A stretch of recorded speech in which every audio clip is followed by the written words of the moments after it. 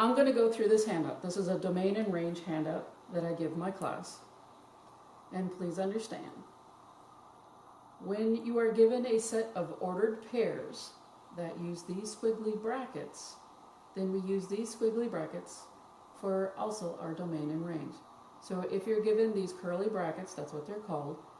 If you're given curly brackets, you give them back in curly brackets for your domain and range. I know these are hard to draw, so I don't even pretend to draw them anymore. Now remember, what does domain mean? Domain means our x values. So we're only going to take the x values of our points and write them down. We have 1, 5, -3, 2, 1. But notice that our 1 repeated, so we only use a number one time in this set. So I'm only going to write 1, 5, -3, 2, because the other one was repeated. It's already there. I don't need repeaters in set notation. We never do that. The range is our y values. Just going over this. So the y values will be 2, 7, 9, -1, 3. 2, 7, 9, -1, 3. Notice that there are more numbers in the range than your domain, and that's fine. What that tells you is that there's a number that was repeated just by looking at these two sets. We won't know if we were only given this, but since we were, we know that the 1 was repeated, and that's why this set for domain is smaller than this range. So you have domain, you have range, you were given a set of points. If you're given a set, you give your answer back in sets or curly notation. One more time. Notice that even though 1 is repeated in the domain, we only write it down once. We don't write repeating numbers in the set of domain or range. The next thing that we're going to do is find the domain and range of the following. So we're given a set of loveliness right here. I don't even know what those are. And we're given a set of decimals. Let's do one at a time. Let's find the domain. Understanding that if you were given curly brackets, then your domain and range will also be in curly brackets. The domain are the x values of each point. So we're given a pound symbol or a hashtag. We're given the money symbol. We are given an ampersand, something like that. And we're also given an exclamation point. 1, 2, 3, 4. 1, 2, 3, 4. Just checking. I know that's sad. Just kind of go with it. For the range, we have the question mark, the percent symbol, the plus sign, and the asterisk. That's my range. 1, 2, 3, 4. 1, 2, 3, 4. Time to move on to the next problem. Again, we were given curly brackets, so I'm just going to put my curly brackets in now. If you can't do curly brackets, I end up doing sometimes this because close enough. It doesn't look like any number out there, and I can't do curly brackets. Here, in case you can't see it. I'm going to write down all of my domain, and just in case my teacher's being sneaky, 1.3, -4.7, 9/2. Okay, she's not being sneaky there. So 1.3, -4.7, and 9/2. What I'm looking for is to see if she made this fraction into a decimal, or these decimals represent this fraction, and they don't. This is 4.5, or 4.5. This is positive, this is negative, so these are totally different numbers just by the appearance of signs. Let's look at my range values. I have 5/2, 8.1, -14/2. My teacher's not being sneaky, so I'm just going to write this down. We have 5/2, 8.1, and -14.5. So 5/2, that's basically 2.5 is not here.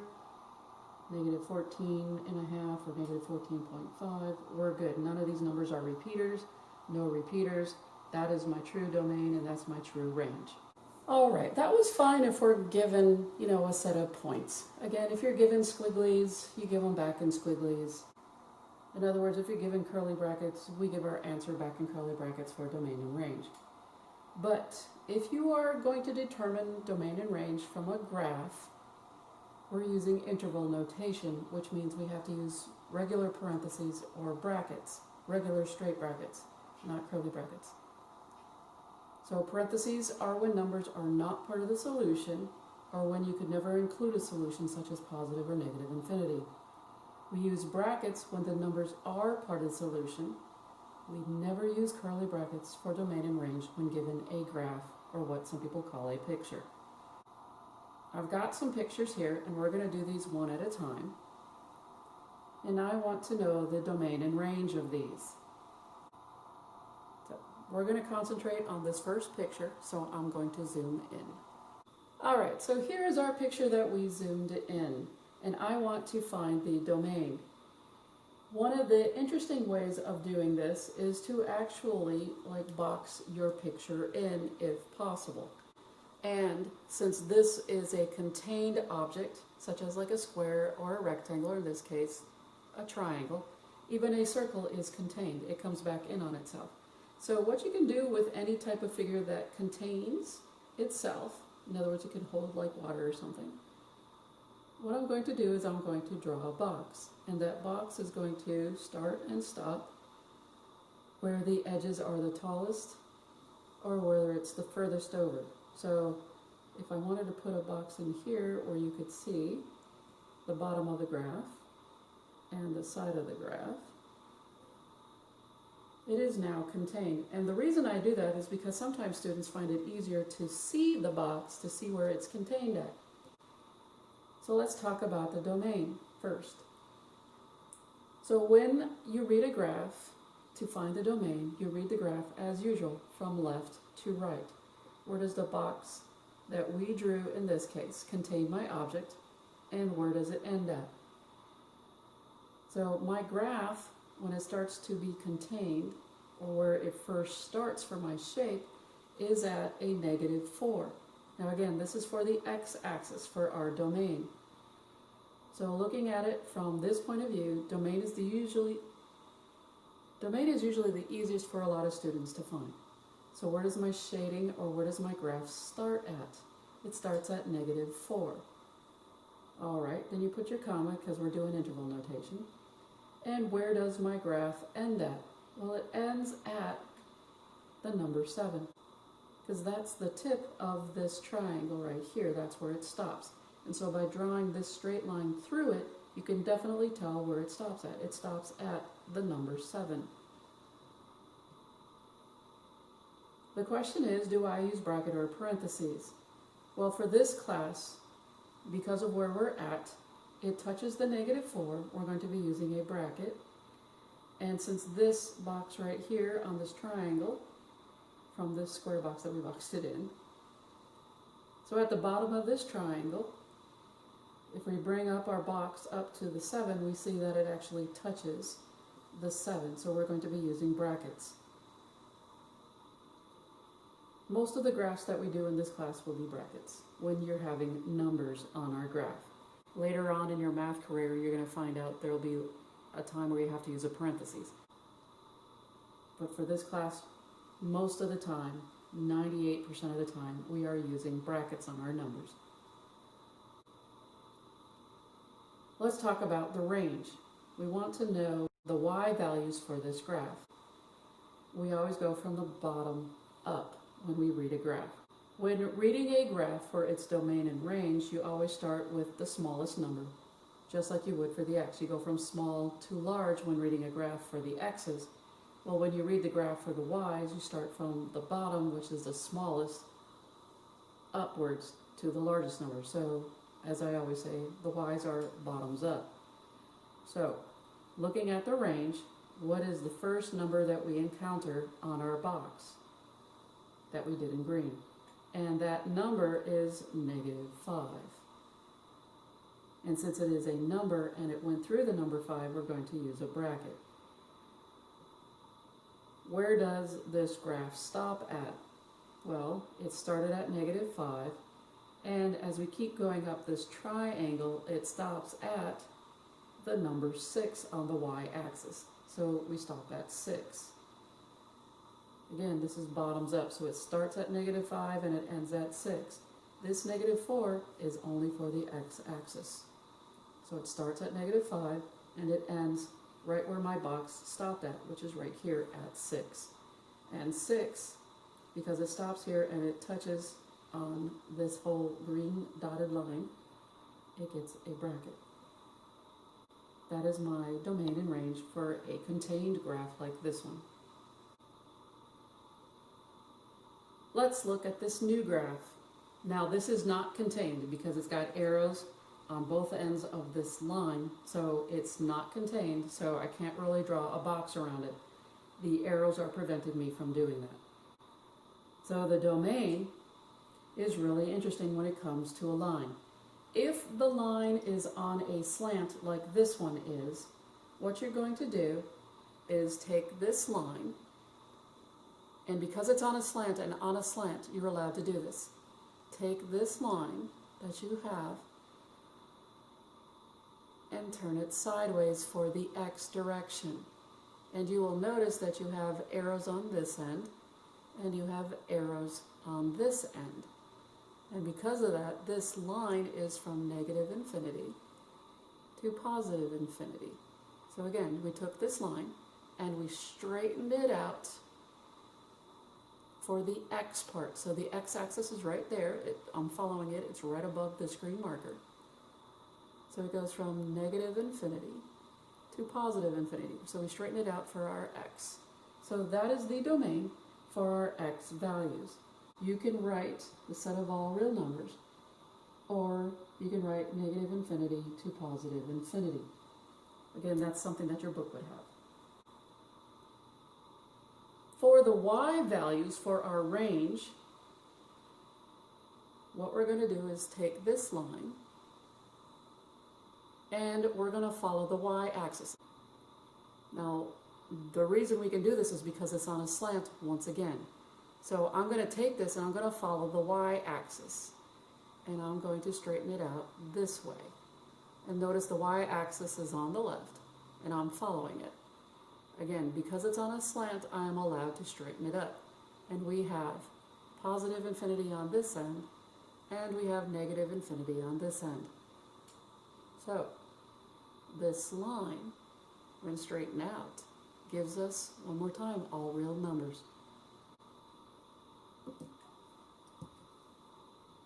So we could write the set of reals, or we can write -infinity to +infinity. But what about those two numbers? Well, those are meant to confuse the student. That's where they hit the x and the y axis. They mean absolutely nothing. These arrows tell me everything. These are just meant to confuse you and to be excess. That's all that is. New example. We have seen something like this before, and so we're going to go over it one more time. This is a really interesting problem because this is what we call a hyperbola, and both of these graphs are formed from one equation. So you can't treat them separately. You got to treat them as a whole, both graphs. So let's talk about this. If you take one of these, and it doesn't matter which one for the domain, all right, pretend this rubber band is doing a good job of being the graph. So this graph is going in the downward direction. So this graph is going downward something like this. All right, the rubber band is not being very helpful today. What I'm going to do then is take this rubber band that's pointing in the downward direction and dealing with the x values, what I'm going to do is start straightening this out, and you will see that I'm getting a straight line. What does that tell you? Well, because of the arrows, I can't contain it, so making a box is out of the question. But the arrows are telling me that, guess what? I got a -infinity, and I have a +infinity. So when I straighten out this graph, I can make a straight line, which is like the x-axis right above this rubber band, right there. And that tells me that I have the entire number line. And so for domain, that means what? It tells me that I have the set of all real numbers, or it goes from the -infinity to the +infinity on the number line. I only have to do one of these shapes because they both will end up straightening out and giving me a straight line for the x-axis. Let's talk about our range. Alright, so what's happening is I put my rubber bands on them, and they're not just stopping here like the graph did. As you can see the little arrows pointing out. They keep going down and down and down and down and down. When we are dealing with the range in this case, we have to deal with the downward motion as well as the upward motion of this problem. There is a problem though. You notice that the rubber bands are not touching. So there is a gap in between here, between these two graphs. So there is what we consider a jump going on, a discontinuity, if you want to get all mathematical. But really there's a jump between here and here. There is a space. These numbers in here are not being used between this rubber band and that rubber band. So we got to take care of that gap. And I'm going to show you in a second of how we're going to deal with that gap. But first, let's deal with getting our numbers down. If you notice two rubber bands going on in this problem, then you're going to notice I'm going to have to write twice to do the range. So I'm going to have two sets of parentheses if I got two graphs that don't touch. Two graphs that don't touch, two sets of parentheses. Remember that. So how do we read this graph? Well, it starts out in the negative infinity, which are where the rubber bands are. They're down here going down forever. They're going down this way. And so it's from negative infinity, and it keeps going until it stops at right here, this number, and that number is called -4. So that's one part of the problem. One rubber band down, one set of parentheses. So it goes from negative infinity to -4. And because it touched on the -4, we're going to use a bracket. If you have a gap like we do, there are a whole bunch of numbers between -4 and +4 that are not being used. We have to use what's called the union symbol.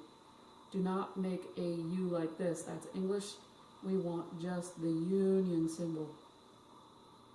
And then this tells us that there's a gap between this and this other side that we're going to form. So there's a gap between this rubber band and that rubber band. Again, two rubber bands. I'm going to have two sets of parentheses or brackets, whichever one we use. So this one is done. So we'll take this. Okay, so the video went away somewhere, so I'm not really sure where it went. As you know, we're going from bottom up. We've already gone to here. We've covered our base from negative infinity to -4. Gap, that's our union symbol. And now it's time to work on this one. Notice that my graph starts at the number 4. What I'm going to do is hold on to this rubber band right here. And what you can do is pretend you're Superman and slowly bring in those bars, and you can stretch them out this way so that you've got now like they're coming in on each other.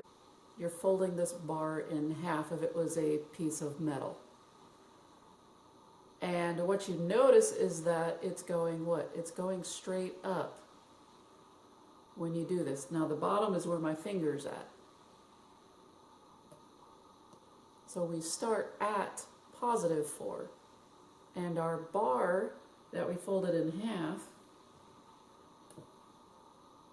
shows us that it's going upward. It's pointing up. So what does that mean? It means that we are starting at the number 4, and again, all numbers get a bracket. And then because it goes up forever, that's where the other ends of the rubber band are pointed, it's going to positive infinity. And now what you have is your range. And again, you had two graphs that don't touch, going in opposite directions with a gap. The gap is here. Two graphs. Now I have two interval notations for my range. Again, all infinities get parentheses. Every number for what we're doing in this class gets brackets. All right, we got a new example. And what we've got right now is a vertical line Vertical lines go up and down. The reason I say that is because half the time I call this a horizontal line. So I have to actually tell myself it's a vertical line. This is not on a slant. It's not at an angle other than a 90-degree angle, which is what this is. And there are also other lines that are horizontal. In other words, it's flat, like the x-axis right here. So when you have lines that look like this, straight up and down, or this way, when it is horizontal, those are the type of graphs to watch out for. Again, if they're on a slant of some type like this, we saw an example like this, but the angle didn't really matter because it was on some type of tilt or slant. So what we got here is a negative slope, and that slope can be really extreme, you know, like downhill skiing, really, really extreme skiing, or you can do something less extreme. Same thing goes. This is a positive slope because it's going up from left to right. It can be really extreme, like a downhill slope, again, extreme slope, extreme skiing. Or it can be a less slant to this line, and it's something like, you know, the bunny slope, where, you know, it's for beginners and stuff. What we can't do anything with is a line like this one with the marker, and the other one that we can't do anything with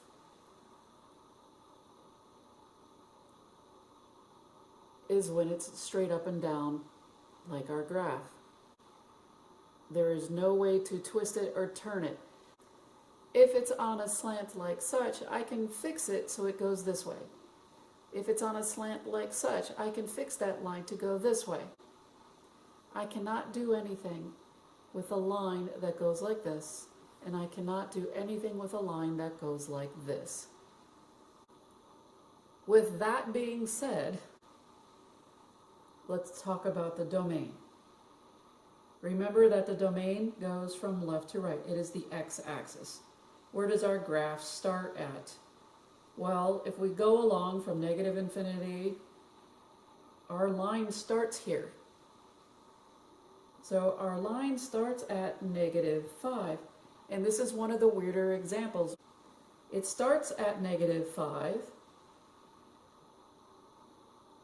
Okay, but where does it end? And it seems really weird to write this, and it seems weird to say it.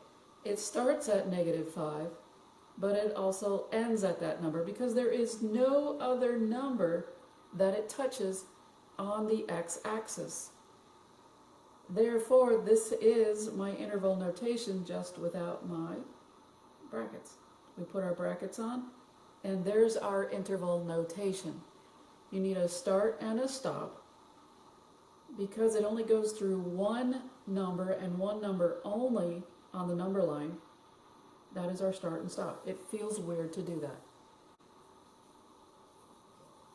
So that's our domain. On our range, the range is a little bit different because we can actually see that this arrow goes down forever and this arrow goes up forever.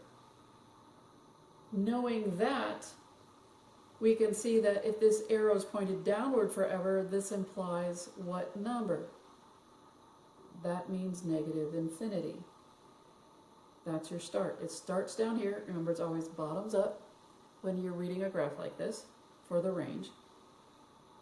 It starts at -infinity, and then it keeps on going up forever, and that up represents positive infinity. Now I'm putting plus signs on the positive infinity. You don't have to.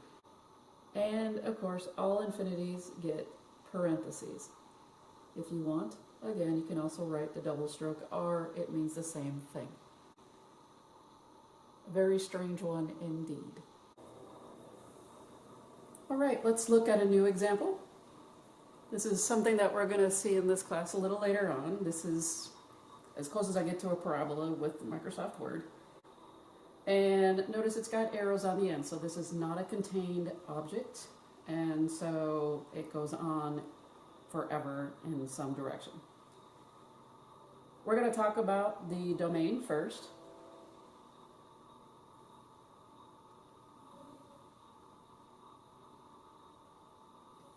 Now one more time, I'm going to use a rubber band for this one. And if I was to take this object, even though it's pointed down, and I want to stretch it in the X direction, notice that I would form a straight line. I'm forming actually the X-axis right here, which is what it's now on. So if I'm forming a straight line when I stretch it out like Superman, what I've got is that it goes from negative infinity and it travels to positive infinity because it's following the X-axis. So by stretching it out from left to right, I got everything on the number line. Because what's happening is that not only is it going down, what people seem to forget is that even though it seems like it's going to go straight down, it's not. It's going to go out like this forever when you zoom away from it. The more and more I zoom away from it, the more and more it becomes very obvious that it's going out. So just like the rubber band,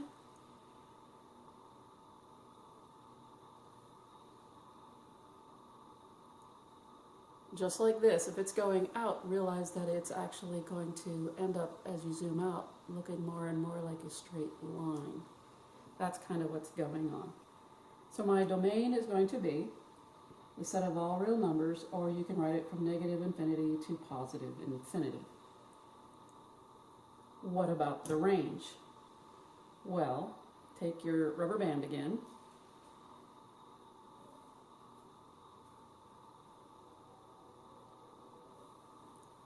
There you go. There's your rubber band. And what you're going to do is you're going to take these ends and you're going to stretch them out this way. And what happens is you actually form a straight line. You're just collapsing this into like a straight line where it meets at where? It meets right here at the very top and goes down forever this way.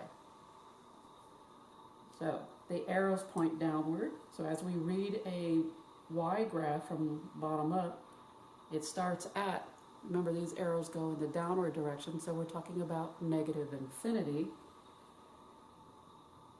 And again, infinities get the parentheses. And then it goes up until it hits the very tippy top, which in this case is the number 6. All numbers in this case, again, will get a bracket. There's your range. All right, new example. We've got this lovely straight line. So before we had a vertical line going like this, but now we've got a horizontal line. And the question becomes, what can you do with that? Well, it's this way, just like the graph shows. And since it's already forming a straight line and following the x-axis right here, we know that it goes from negative infinity, travels all the way up to positive infinity. So this stretches the entire length of that. So our domain is all real numbers, or again, you can write negative infinity to positive infinity. As far as the range goes, let's talk about the range. Again, you read the graph from bottom up. So we're going to start at the very bottom, and we end up hitting the graph at this number right here, 5. This graph only touches 5 at y equals 5. It doesn't touch anything else, it only stays here. So it starts at 5, but it also, yeah, you guessed it, it stops at 5. So our range is going to be from 5 to 5. This is one of the weird ones, but that's okay. So we have a start and a stop. It starts at 5 and it ends at 5. So this, just looking at this, will tell me a lot about the graph if I never had to look at it before. All right, we're coming back to this graph again. Somehow I like this graph because it really makes people think. And it's not a graph that we're kind of used to. If we were to pretend that this was a rubber band and we were to stretch it out, I don't know if my rubber band could do that. So my rubber band is not going to do that. But if you were to stretch it out, pull at both ends, and take this and stretch it out, you would end up with a straight line like this. So pulling on both of those ends, and then straightening it out so that it's parallel to the x-axis that I'm hovering over, you would see that I'm getting a straight line, and so it's going from negative infinity to positive infinity when we stretch out this little stairs. So use a rubber band and boom, straight line. That's just for the x's. So that means our domain is from negative infinity to positive infinity, again, or double stroke r. Now all of these numbers here, these are meant to confuse the student on the x-axis. It's nice to know, but we don't need all that stuff. Let's talk about the y's. The y's are interesting. So again, when we do the range or the y values, we start with the bottom up. And where does our graph begin at? Notice this right here, this graph takes a sharp 90-degree corner and goes straight that way. And it will keep going this way forever. And what is the number that I hit first when I go from the bottom up? Well, it is that number right there, which is -4. So I'm going to put -4 on my graph.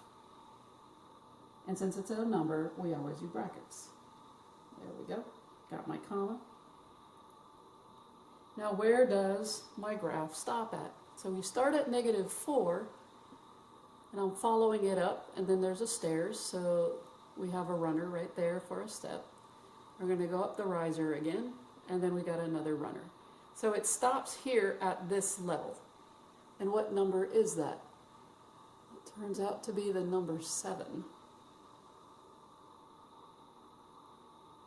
So we can see that it stops at the number 7.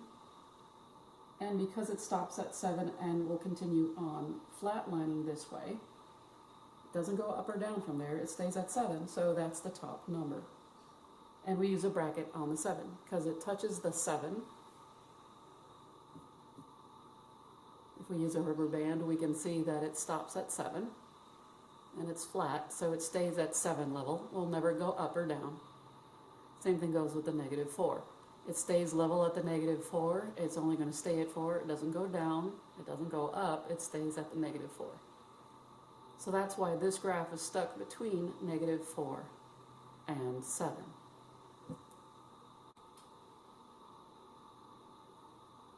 And that's also why we use brackets on the 7 and the -4.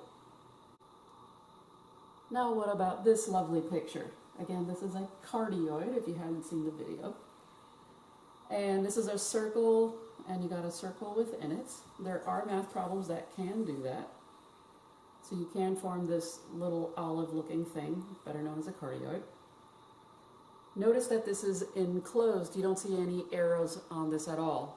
And so what that tells me is I can form a box. So that's what I'm going to do. Now, this problem didn't have numbers on it, so I just put numbers willy-nilly. So let me box in my graph. And the way to do that is to start with the edges. And I'm just going to stop to where I think it's going to hit on the top and on the bottom. And again, I'm going to form my box on those numbers. So I'm just barely kissing the circle with this box. And now my circle is contained within that box. So when it is an enclosed object that has no arrows on it, on either end or anywhere, I'm allowed to enclose it, and it's much easier to read as far as what are my x values and what are my y values. The box is actually telling you that. So where does the box start at? Well, it starts at, and again, we're doing x values first. It starts at -6, and it ends at 6, where you drew your box. So it starts at -6 and ends at +6. And again, it touches right there, so you can put a big dot there if you want to see it. As far as the range, you go with the box one more time. Where does the graph start at? Well, it starts at the -6. And where does the box end at? Well, it ends at +6. So same thing, -6 to 6, bracket on both numbers. So enclosed objects are really nice. You can form that box and it will contain everything for your domain and range. If it's not a straight line, it's not straight up or down, and it's not straight left and right, you can move it and stretch it so that it becomes a straight line for whatever one you need, whether it's for the Y or for the X. Hopefully this helped you with domain and range. I will make the sheet available to you at school. Hasta la pasta. I'll see you on the flip side.